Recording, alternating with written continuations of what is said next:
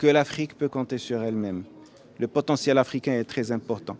C'est pour cela que nous organisons cet événement-là.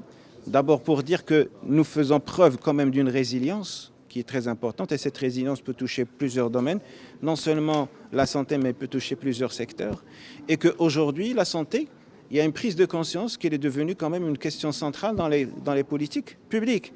Il faudrait qu'il y ait une convergence là-dessus. Et c'est une question qui devient transversale.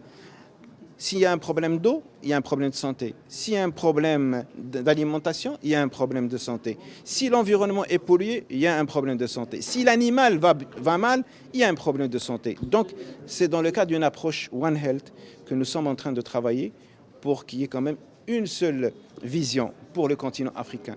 Sa Majesté ne cesse de faire appel, bien sûr, à la convergence des différentes politiques publiques et des efforts pour qu'on ait quand même une seule feuille de route et pour sortir avec une résolution qui débouchera sur une charte éventuellement, qui plaidera la souveraineté sanitaire à travers, bien sûr, la multiplication des efforts des différents pays. Nous étions passés par la crise de la Covid et nous avons fait preuve quand même d'une bonne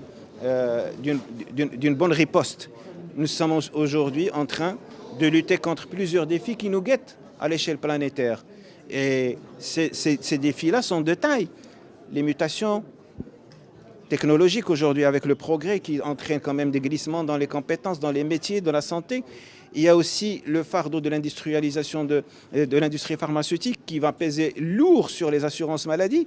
Et à un certain moment, les dépenses en santé vont foisonner et aucune assurance ne pourra avoir l'endurance ni bien sûr la solidité pour pouvoir supporter bien sûr ces dépenses-là. Donc, moralité, il faut monter en amont. Comment en amont? Réduire les risques en santé. En réduisant les risques en santé, nous pouvons éviter ce qui est évitable. Certaines maladies sont évitables aujourd'hui à cause de l'eau, à cause de l'environnement, à cause de l'alimentation. D'autres maladies, on peut les réduire. Et d'autres maladies, on peut les traiter correctement. Donc avec la réduction de risque, on peut maîtriser et on peut minimiser les dépenses publiques. Et c'est pour cela qu'aujourd'hui, le potentiel africain est très important. C'est le continent le plus jeune qui existe aujourd'hui sur Terre. C'est là où il y a la population la plus active. Et nous pouvons compter sur une protection sociale avec, bien sûr, cette richesse-là. Et donc, si on ne fait pas l'effort tout de suite, on aura raté le coche. Et donc, c'est pour cela que Sa Majesté voudrait qu'il y ait quand même...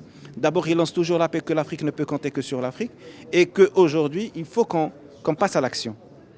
Le temps de l'Afrique a sonné. Merci.